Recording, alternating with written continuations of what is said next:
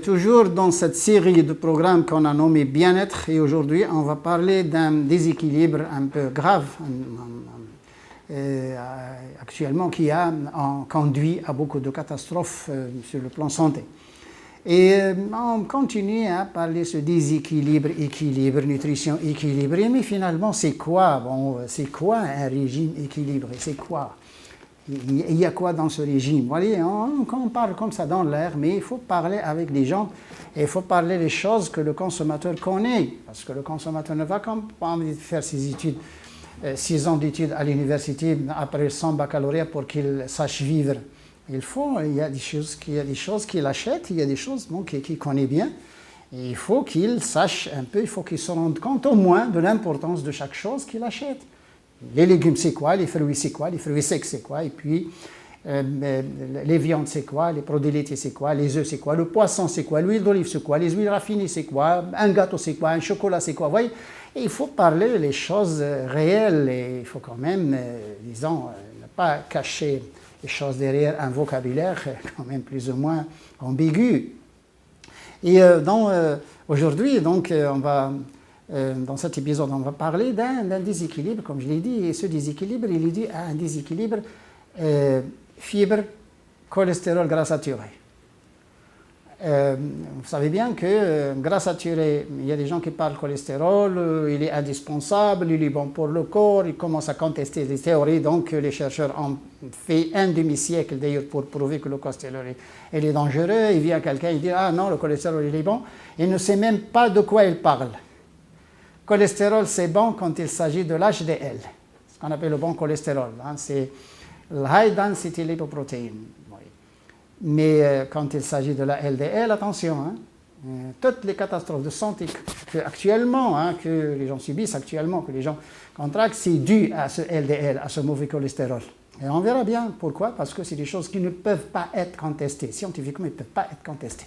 Le métabolisme au niveau du foie, sur le plan, disons, gonadostimuline, vitamine D, cholestérol, ça c'est 3 grandes réactions, il n'y en a pas que ça, les 3 grandes réactions d'ailleurs, ils ont lieu donc au niveau du foie. Il y a une autre réaction de la vitamine D au niveau du rein. Mais sinon, la vitamine D et puis les gonadostimulines et le cholestérol, c'est le foie. Et ces 3 grandes réactions-là, il y a de la science, il y a de la recherche qui a été faite, donc on ne peut pas quand même... Non, on ne peut pas quand même tout rejeter. Le cholestérol, quand il s'agit de l'HDL, oui, mais l'HDL existe en petite quantité, il n'existe plus, si j'ose dire, dans le corps humain. Sinon, il est transformé en LDL, il est oxydé en LDL, donc il est instable, il est oxydé irréversiblement. Ça veut dire que si une quantité d'HDL est oxydée en LDL, il ne reviendra jamais sous forme d'HDL. C'est une réaction qui va dans un seul sens, il est irréversible.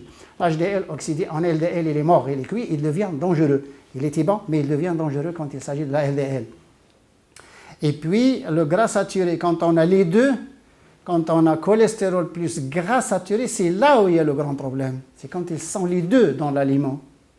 Et ces deux-là, attention, ils sont responsables de l'accumulation donc de l'homocystéine dans les vaisseaux sanguins, de l'apparition de l'artériosclérose, parce qu'il y a les vaisseaux qui sont abîmés par l'intérieur et puis formation de plaques qui vont boucher, etc. Donc l'artériosclérose, c'est connu. Et c'est dû à l'homocystéine et puis à l'élasticité, surtout l'élasticité de ces vaisseaux sanguins qui sont dus à l'oxyde nitreux. Et l'oxyde nitreux se trouve dans le monde végétal. Il y a des molécules qui favorisent la production du NO dans le monde végétal et pas dans le monde animal. Et puis, le cholestérol est responsable au niveau des gonadostimulines et puis au niveau de la réaction hormonale, surtout les hormones sexuelles, surtout chez l'homme et chez la femme. Et on a un blocage, quand on a un LDL qui augmente, on a un blocage et on a un chamboulage hormonal chez la femme. Donc ça se voit d'ailleurs, on a beaucoup de problèmes. Et puis la LDL s'oppose donc à toutes les bonnes réactions physiologiques à l'intérieur du corps, au niveau du foie, au niveau du pancréas, au niveau du gros intestin, à tous les niveaux, surtout dans le sang.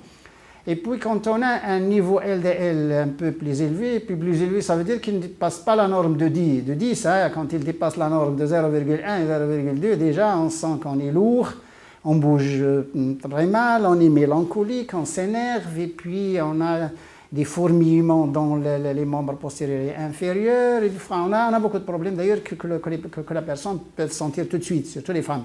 Oui.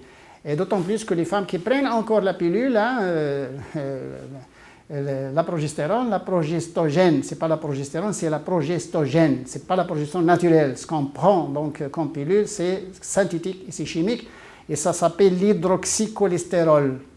La progestogène s'appelle hydroxycholestérol, c'est la molécule du cholestérol hydroxylé, tout simplement.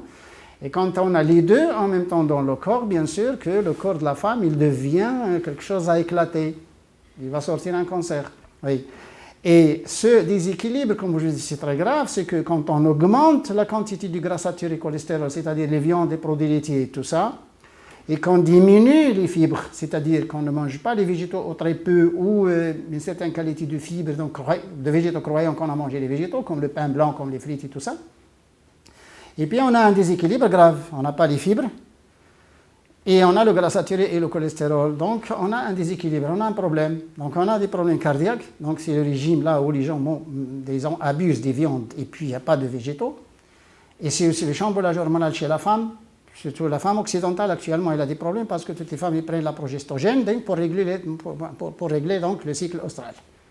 Pour ne pas avoir des problèmes avec les saignements, avec les ménorrhées, avec les endométrioses, avec toutes les fibres dans l'utérus, on a beaucoup de problèmes. Et puis la même chose chez l'homme aussi avec son prostate. Et vous voyez ce déséquilibre, gras saturé, cholestérol élevé, fibre zéro, donc on a un problème. On a un problème. Ça c'est scientifiquement et logiquement, on ne peut pas contester ça parce que ça se voit dans la société.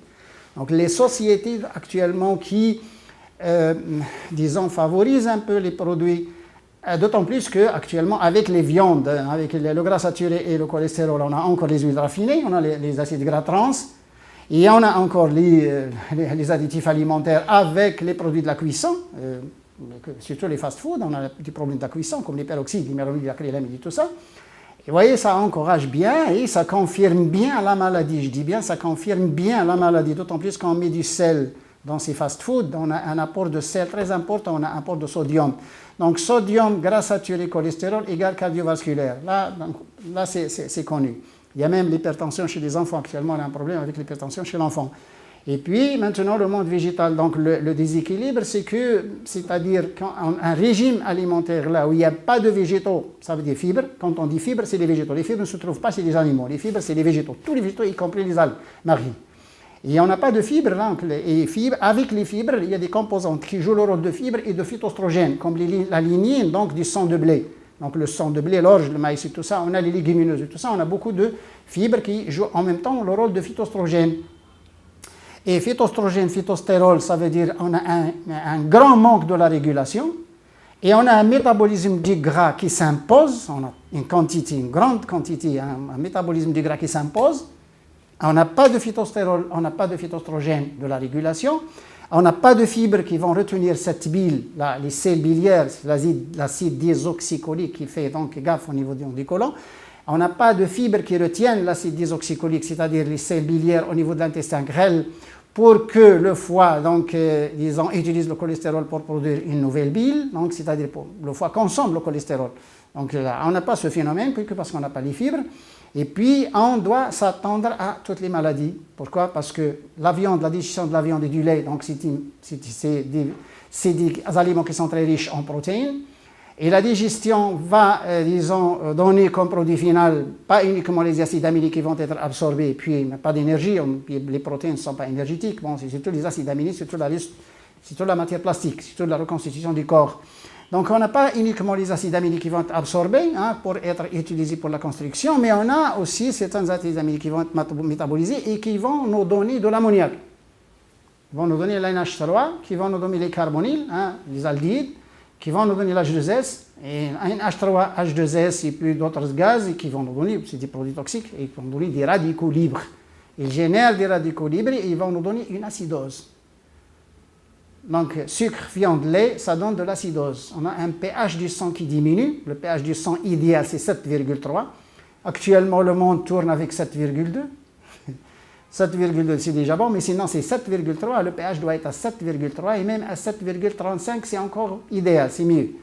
Le pH du sang, actuellement, il est à 7,2. 7,2, c'est bon, on est en bonne santé quand on a 7,2. Mais quand il descend à 7, il n'y a pas d'échange. Ça veut dire que le corps ne rejette pas ces déchets gazeux, CO2. Le CO2 réagit avec l'eau du sang pour donner l'H de CO3, le gaz carbonique, et le pH diminue. Donc ce n'est plus 7,2, mais c'est un 7 ou un 6,9. Là, c'est une acidose. Quand on a une acidose, le corps est asphyxié. Donc il n'entre pas l'oxygène, il ne fait pas entrer l'oxygène, il ne fait pas sortir donc, le CO2. Donc l'échange est bloqué. Et ça, disons, les aliments donc, qui génèrent ces radicaux libres et qui génèrent donc, cette acidose, c'est surtout des aliments d'origine animale. Donc finalement, les gens maintenant, ils doivent équilibrer. Équilibrer, c'est quoi? Équilibrer, c'est dans le monde végétal. Tout ce qui est bon pour le corps se trouve dans le monde végétal. Donc les fibres, auto et alimentaires, on a les antioxydants, on a les enzymes, on a les phytoestrogènes, phytostérols, et on a les vitamines, bien sûr, surtout les carotènes, hein, la vitamine A, la vitamine C, végétal, il est un peu dans le lait, mais il est végétal. La vitamine A, la vitamine C, la vitamine K, la vitamine E, surtout les oléagineux, c'est la vitamine E, anti-vieillissent. Et puis on a un peu de vitamine B, il n'y a que la riboflavine dans le lait, mais sinon toutes les vitamines se trouvent dans le monde végétal. Puis donc, ce monde végétal, il faut qu'il soit apporté à quelques 90%, même plus. Mais on ne doit pas interdire la viande, on ne doit pas interdire le lait. Bon, de temps en temps, oui. Mais il ne faut pas qu'il soit considéré comme produit principal ou comme aliment de base. Et puis négliger donc ce monde végétal. Il faut que le maïs, l'orge et le sang de blé soient consommés. Il faut que les graines interviennent donc dans cet équilibre. Ces graines, c'est quoi? C'est le lin, c'est le sésame, c'est le nigella, c'est le cresson, c'est la fenugrec, c'est la fenouil, c'est l'anis et c'est aussi le carvi, c'est les graines de coriandre et tout ça. Donc ça, c'est source de phytoestrogènes, phytostérols. Et il ne faut pas négliger non plus les fruits et surtout les fruits secs. Il y a des gens actuellement qui mangent moins de dattes, moins de figues et de raisins secs, mais ils mangent beaucoup d'amandes. Mais il faut les deux, les fruits secs sucrés et les fruits secs gras. Et puis, il faut les légumes et les feuilles vertes, et les fruits frais, pourquoi pas. Et on a un bon régime. Donc, plus on se nourrit avec des aliments d'origine végétale, peu d'aliments d'origine animale, donc plus on est équilibré. Plus on augmente la quantité de végétaux, plus on est équilibré. Donc, plus on diminue la quantité de végétaux, donc plus on est exposé donc, à des catastrophes de santé. Donc, à un autre épisode avec bien-être. Au revoir.